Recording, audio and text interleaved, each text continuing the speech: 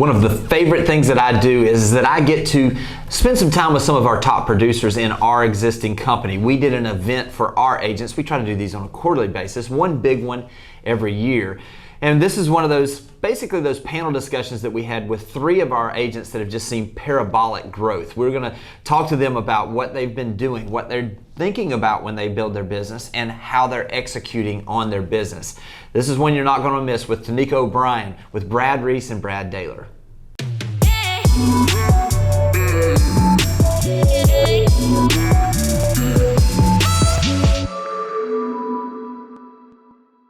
Now, the question is, well, how do you know, like, that's not a guarantee? How do you know that's not going to work, or that might not work, or it is going to work, or whatever? So that's where it becomes, Durian was saying earlier, that's where it takes a while, right? It might take a year, you don't know. You might reap the benefits of that way later on, in your career, not right then and there. So that's kind of the decision I made. So obviously you were trying a lot of things. I mean, how were you evaluating whether something was working or not? Was there a way that you were tracking some of that, or just trying to figure it out on the calls you were getting? Because I know you're very methodical about some of those processes. Yeah, yes on some, no on others, right?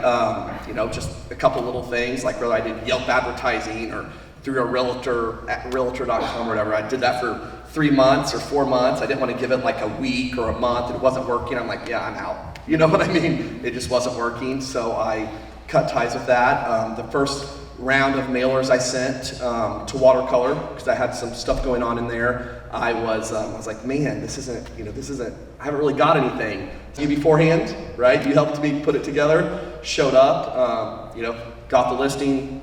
They bought another house in House Beach. Now they've referred a couple people. I was like, okay, that mailer paid for it. So they all paid for themselves, right? Yeah. So being consistent, I guess, would be my answer. Being consistent, and do I track, to answer your question directly, do I track, I've put this much money in. If I don't see a return after 4 months, like we talked about before, then I maybe try something different. That's good.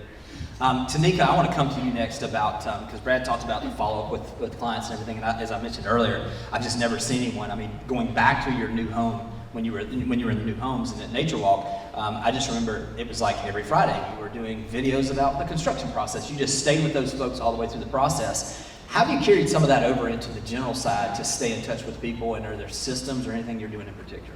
Well, I think my time on site, which I've sold on site for a total of 10 years, about 8 years here, and just kind of put some processes into place, and I think it made me a more disciplined agent, where I can imagine if people just get thrown out into the general world and don't have these processes in place, I would just probably go to lunch and go to the beach and not do my work that I need to do to make these sales. So, one of the things you mentioned was those weekly pictures on Friday. I used it for multiple reasons, and it just was a huge payoff. I was touching these people every single Friday. I was also managing my backlog by doing that, so that gave them, if they had a concern or a worry about anything, that gave them that Friday to let me know. They weren't constantly reaching out to me the whole rest of the week when I'm trying to make new deals. So that was very helpful. And then, the builder we worked for, they like to see at least 20 follow-ups a day. So that was also something that has helped me even now, because I strive to do about 20 follow-ups a day, phone calls, emails, whatever. And that pays off. A combination of those things equals success. Something else we did on site was we ranked our customers. So of course, just like everybody, we have those hot customers that we're touching a little more frequently than others.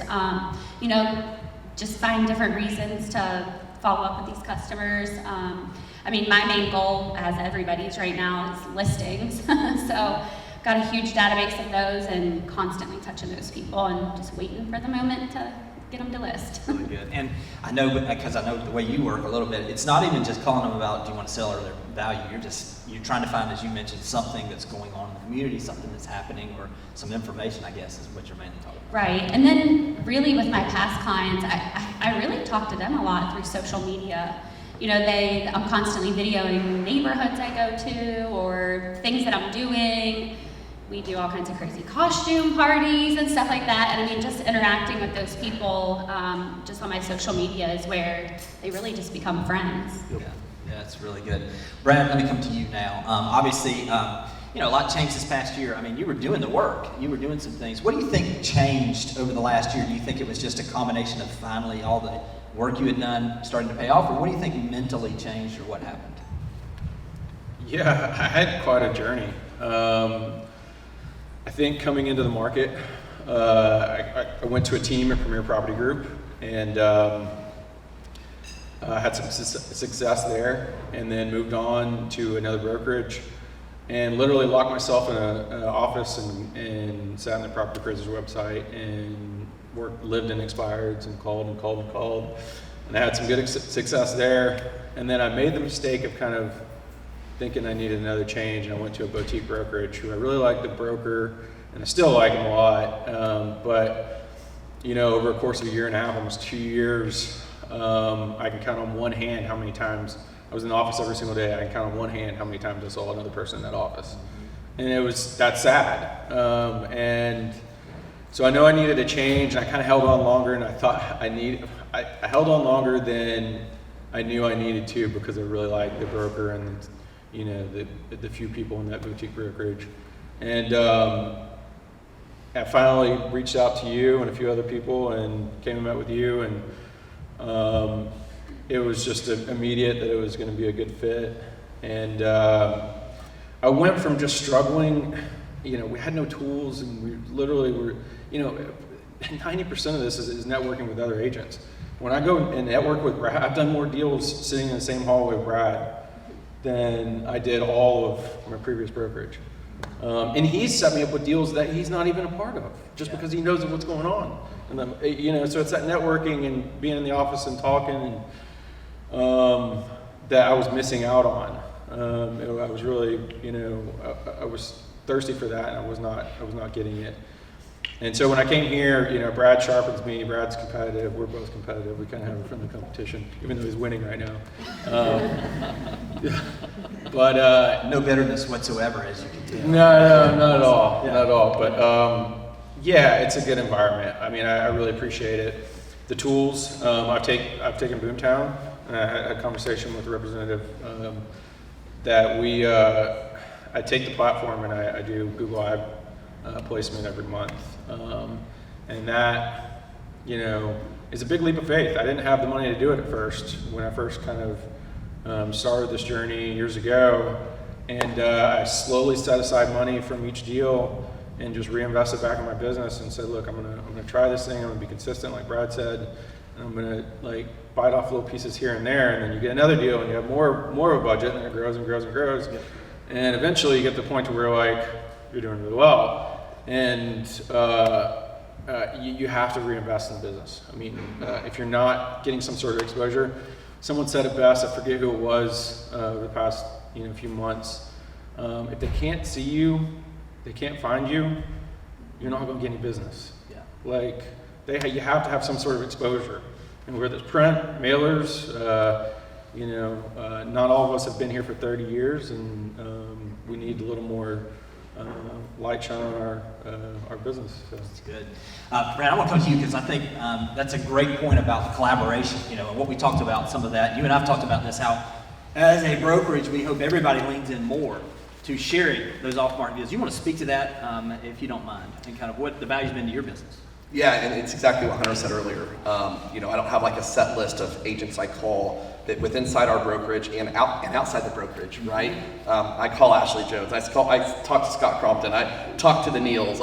Obviously these two. There's people that outside the brokerage. Hey, we check in, once every 3 weeks, once a month to kind of get a feel for what's going on. I talked to Ann the other day about Alice Beach, and she's like, I don't have anything, but this chick does, 2 hours later, I was showing the house, right? So stuff like that, that helps a lot with, making those calls and, showing appreciation and stuff like that. I meant to say this earlier, as far as, the marketing piece, investing in your business. I try to be different, right? It's really easy to send an email. Right, Taylor has that down. Hey, send this out. This is the monthly report or the quarterly report. I try to be different to where my customer or somebody sends something to, they're like, I want them knowing, not thinking, knowing, oh man, this person put a little bit of time and thought into this. So if I have a really good buyer lead, right, and they're looking at something girthy, or really even anything over a certain price point, I'll send them a priority package. Right, I'll put together a little priority that Wall Street Journal article from October of last year, the last quarterly report. I'll print it off, I'll bind it, a little note, and I'll spend $12 and it'll be priority mail where they have to sign for it to their house. And then the messages I get from that, people are like, holy smoke. Now, if somebody's thinking, wow, you can just send an email. Well, yeah, they probably get a lot of emails. You know what I mean? Yeah. So they still get the emails from me, but the fact they get that priority mail, because sometimes regular stuff that looks like junk mail, I just throw it away. Right. But if stuff's like priority, I kind of want to know what it is. Yeah. Thinking, my wife bought me a gift, which is never the case. But yeah. Yeah. So let me ask Tanika. Let me kind of go on this vein a little bit with the collaboration. And I know that obviously people are calling you. You're calling people. I've seen you utilize the Facebook group some. Speak to me a little bit about the collaboration and the value of that, if you don't mind. I think for all of us, that's one of the most important ways to secure something for our buyers. So of course, the Nature Walk is my little honey hole. And, I've got agents here, just from other companies, all coming to me all the time asking for listings. So, I always keep a list of those agents and, always let them know first if something's going to be coming on the market, and it would be nice to sell something off market because we work 10 times harder for every deal that we do now with the competing offers and everything. And then, sometimes off customers that, just don't want to deal with the showings and people in and out of the house too. Yeah, I think this is also the value of the group and the company too. We were talking about this. I know Brad, you were in the office. We were talking about this the other day. And Heather's not here today. She had something she had to take care of. But Heather Harshman had a place. She called me and said, "Hey, I'm getting ready to list this thing." Literally with a few hours, I'd known that you had mentioned that you had someone that was looking for that. She called you. Now y'all are under contract for a $4 million place, roughly. 436, but 4.6, but who's counting? No, 436. Yeah. So, but think about that now. How much was it again? I'm sorry. 436. 436. Okay. So, but let me just make the numbers easy for my Walton County math. If it's $4 million, and we're talking about 2.5%, we're talking about $100,000 to Brad. I'm talking about gross income to each of them. I mean, literally, guys, that one deal is worth the price of poker to be a part of the team and to be in the company if you'll lean into it.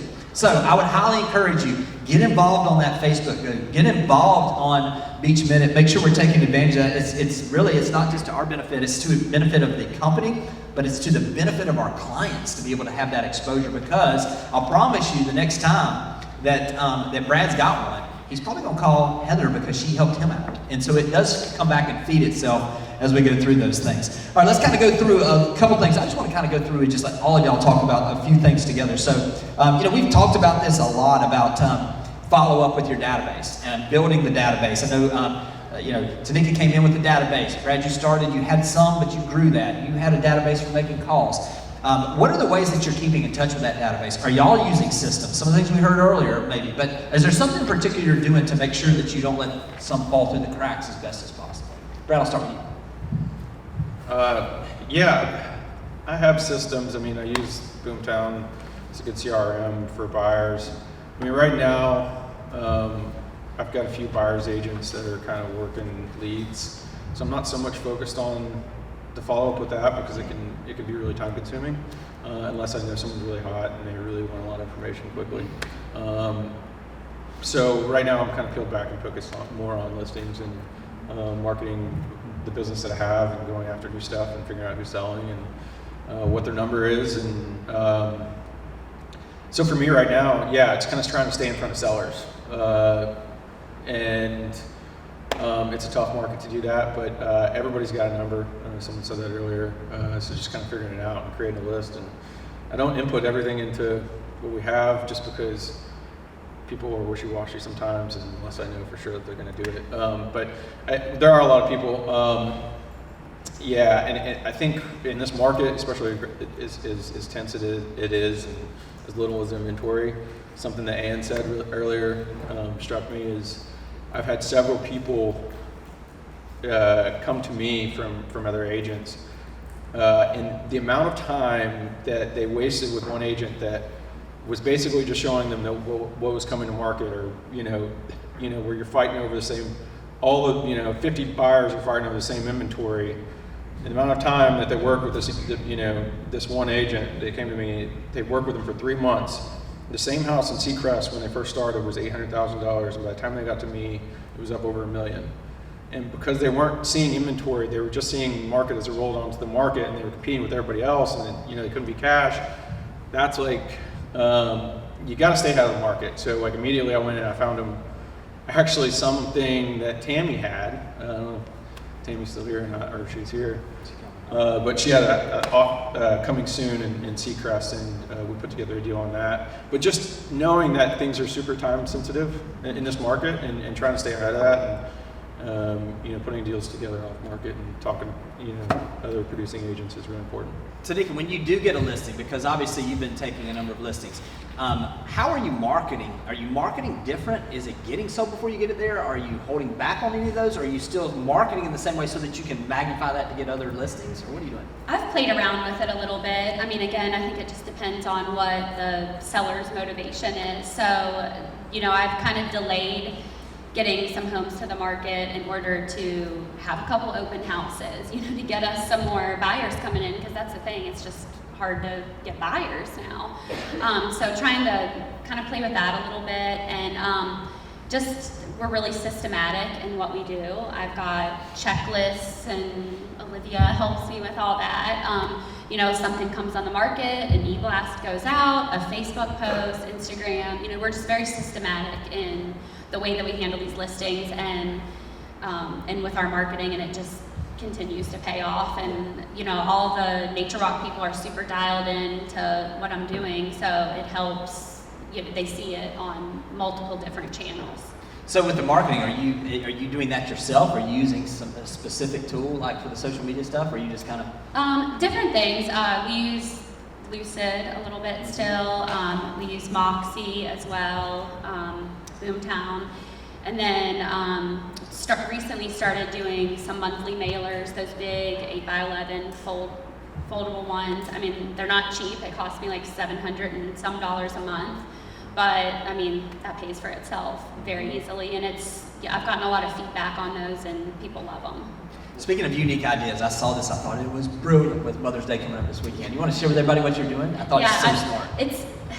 So I'm noticing in there that as I was on site for so long, and we were right there where people could come in the office and see my car and see me there. So I'm still in the neighborhood like every day, multiple times a day. But I noticed I'm not meeting some of these new people that are being brought by other agents. So I'm wanting to get my face out there, and so they know who I am, who's sending them all these mailers. So we came up with the idea for Mother's Day. Had Beachy Blooms, who everybody knows them. We're having them come out, bring her cart, and do little Mother's Day bouquets. So I've just been marketing the heck out of that, and thanking the mamas. I think it was mimosas as well. Mimosas, yeah, that's too. right. That'll draw a crowd too. Brad, let's talk about marketing for you. Anything in particular that maybe has changed, that's evolved, since you started? As crazy as it is, I've never cold called anybody, right? I just haven't. Like I'm not against it. I'm not above it. I mean, I was a telemarketer for 7 years in college, but I just haven't done it. So that has changed. I've been doing that as of a week ago, right? Not necessarily calls, but text, right? Followed up with I sent a postcard, followed up with text, and then I'm going to be calling the people I text 2 weeks later. And I'm really dialed into, early on, a few very important clients that are, made big purchases from me were like, hey, the reason I stuck with you is because you weren't annoying. Every other agent was just bam, bam, bam, like right in my face. You gave it like 10 days, 12 days, and it was a simple just checking in, don't want to bother you, I'm here for you, stuff like that. So I've taken that feedback and I'm creating my own smart drip campaigns based on that feedback.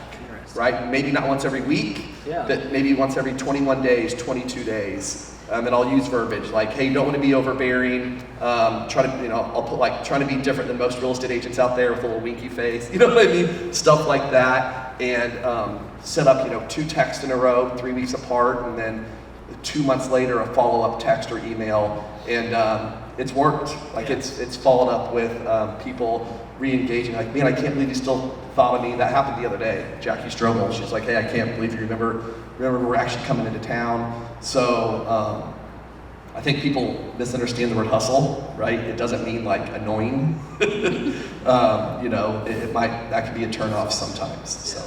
So, I mean, obviously you're generating a ton of referrals being relatively new. Once you're getting folks. So what are you doing as far as to stay in that place where those folks are just, obviously I know the service you're giving, but let's talk about some of do you do some things purposefully to ask for those referrals or to create an environment where they just naturally come? Probably the thing Lisa's heard me say this like 20 times. Probably the thing I'm most proud of, I hate that word, but I do closing gifts like everybody else, right? Like a cooler, like Yeti cooler, something they like, something cool like that. But last year for Christmas, there's an artist down on 38. I printed off the home, off MLS, a picture of the home they purchased, right? Everybody that's ever purchased a home from me, and had a little matted and framed picture made. It was like $350 a picture of their house. They drew a picture of their house, right? And sometimes they had like little pictures of their family or their kids or their hobbies, or like a nature walk sign or watercolor or Alice Beach or whatever. And I sent them off as Christmas gifts. But I think, and the feedback I got, like I started getting a ton of referrals. Like people were posting it on Facebook and tagging me, and like early January had 6 or 7 referrals of those 35 picture frames I sent out. I could have spent just as much sending ice cream or chocolate or something else, but I wanted something to where they were like, oh my gosh. Like there was, and it took a lot of time. It was like a full week worth of work, going up to UPS 100 times. But that helped with referrals a lot. So the short answer would be like personalizing gifts, right? Not just throwing money at it, because people can tell if you're throwing money at something or if you're really putting some thought and personalization behind it. Yeah, I think it's good. Tanika, as far as like obviously your business is built on referrals, can you speak to anything you do purposefully or how you try to ask for those or maybe just make it happen? Yeah, I think just like all of us, we get so busy and we forget about the relationships and just trying to chase the next deal. I've really taken a step back, and these customers that are like, come see the house, come to lunch, and it's like the last thing you want to do because it's like feels like work, and they're going to talk about work.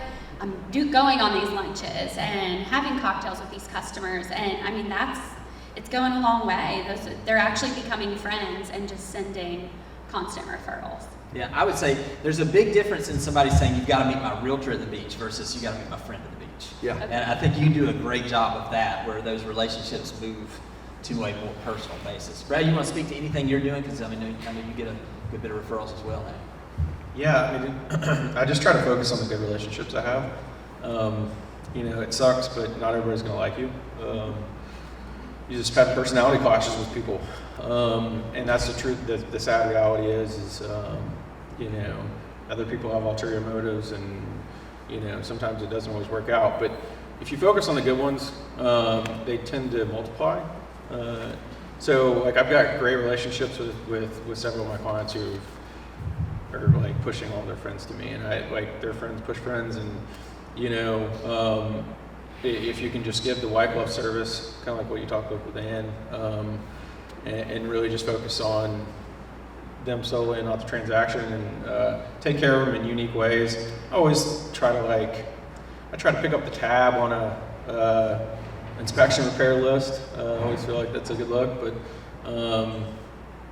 just little things along the way. We share pictures of our classic car collections, and like just fun stuff that like is completely not related to real estate, like totally personal. Just communication back and forth with them. That's like I actually don't like to have conversations about real estate that often, if I can avoid it.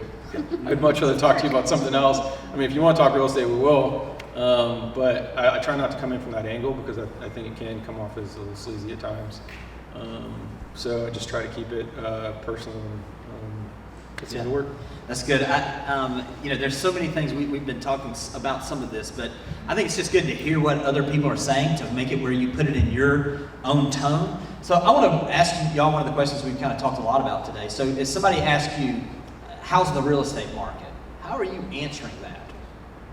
Brad, I'll start with you if that's okay. Right on the spot. But 7 years of telemarketing. It's absolutely phenomenal. It's great. It's the best it's ever been. But there's no way it's not going to get better or crash because we were that much more exposed after COVID, and the layer of the onion has been peeled back one more level, and people are really starting to find out about us. That's good. That's good. Tanika? I think a version of that, and then it depends on if it's a buyer or a seller. If it's a seller, no better time than now to list, of course. Go into a bunch of data. And then if it's a buyer, I use that as an opportunity to tell them how low our inventory is and start immediately prepping them for how they need to behave when it's time to make an offer on something. Because that's one of the hardest things right now is if you just have this buyer that doesn't get it, I just immediately start beating it into their head right up front. Yeah, it's almost like the market has to tenderize them, so to speak, sometimes, with one or two offers where they're then finally ready to understand it. You want to speak to that, Brad? What do you say to this? 100%. I think sometimes the best thing, especially with a new buyer in this market, is it's not necessarily I told you so, but you have a recommendation on how aggressive you need to be in this market. They don't always listen. Let them get burned. Let them lose out on a few deals, and that there's no bigger motivator than having a house that you really want to take away from you. So, I always kind of say those are a good thing.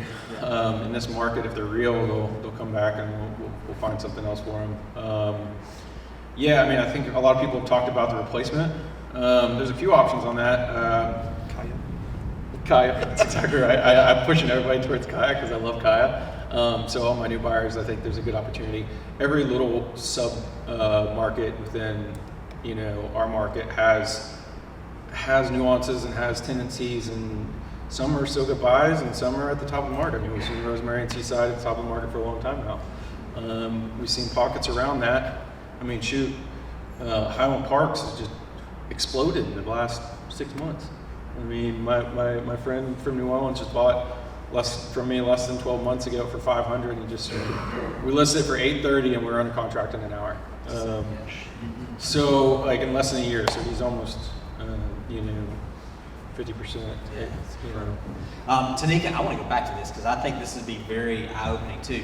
So you mentioned statistics. So what are some of the statistics you're telling the sellers that you're talking about, or what's going on? What are some of those talking points you've got right now? Well, just take in the data from whatever neighborhood they're looking at and just showing them what the prices have done from last year to this year.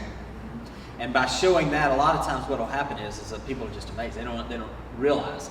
This is a perfect example of what Brad just mentioned about making sure that was somebody 6 months ago, roughly, is that what you said? Yeah. 6 months ago. So literally the folks that you had that went under contract in December, that closed in January, they're sitting there possibly with 20 to 25% equity right now, that fast. And so that's a great route to call back and say, hey, I don't know that you could have timed this any better. Do y'all still love the house? Because it's a great opportunity right now to keep those conversations going. Brad, you want to speak to some of that as well? As kind of like if somebody asks you, what are some of the talking points you're telling people as far as the market, as far as statistics or what, some of those things? Anything in particular? Yeah, obviously, just like probably everybody in this room, I start off the conversation by saying I don't have a crystal ball, or I don't have a crystal ball, and you guys don't have a crystal ball. Obviously, things have been crazy the past 6 months, and appreciation's going through the roof.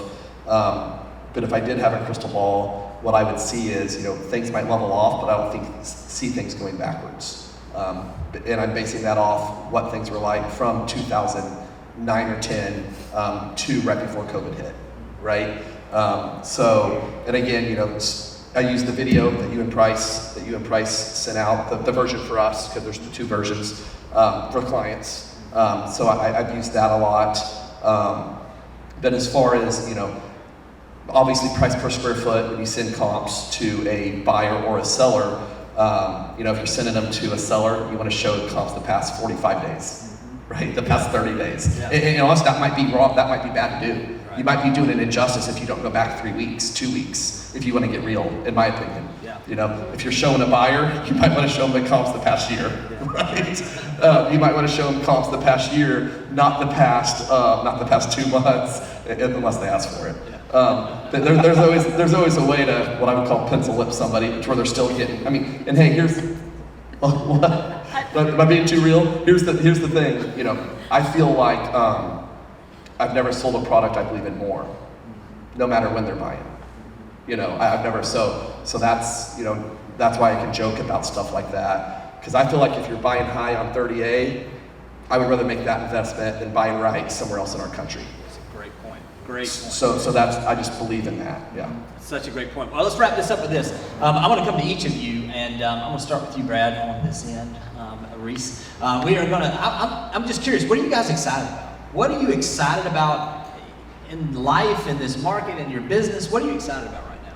Yeah, I mean, obviously the direction that the market's headed is exciting from a work perspective, but I think more than that, just the relationships within the brokerage are a lot of fun, just personal life. You know, kind of when you can take away the work and the real estate and feel like you're having growth and making right decisions. And you know, I was talking to Hunter about this. I asked his opinion on whether or not I should fire a client or not, and he said, yes, go ahead. And that was such an empowering feeling, you know, knowing that there are going to be difficult people out there, and I get to curate my, you know, my client list, and I really get to work with people that I want to work with, and I'm not desperate. So that's also really, really empowering. Not feeling like I have to put together every deal. I mean, I think at first I was scrambling to just get my hands on any deal that I could, and I'm stressing myself out. Now I can kind of peel back and really kind of navigate and choose who I want to work with, which is a really beautiful thing. It's good stuff. Tanika, what you excited about? I think what I'm most excited for now is just getting to a point where I'm fine-tuning my business. I mean, I think 2020 was just such a blur, unexpected, wasn't ready for it. So now I'm trying to take a step back and figure out how I can relax a little bit, enjoy some time, but still not say no to clients or anything like that. And then my husband has been with what I'm excited in my personal life. He's been with a custom home builder for the last 5-6 years. He has recently parted ways with his partner, and we're starting our own construction company. Nice. So, good stuff. Good stuff. Brad, what you excited about? You know, I'm just excited that I have a career to where you get out of it what you put into it, and there's no cap. You know, no one's gonna come to me and say, "Oh, you're at $1 million. You're done for the year, bud." That's not happening. So you get out of it what you put into it. Yeah, it's so true. I mean, and in reality, I mean, y'all realize we get to live here? I mean, you think about this. People save all year just to come down here and spend a few weeks, and we get to live in this area. Guys, if y'all don't mind, give them a round of applause. Thanks for watching the video. I specifically chose the video below for you because it builds on the one you just watched. I hope it's helpful, and I'll talk to you soon.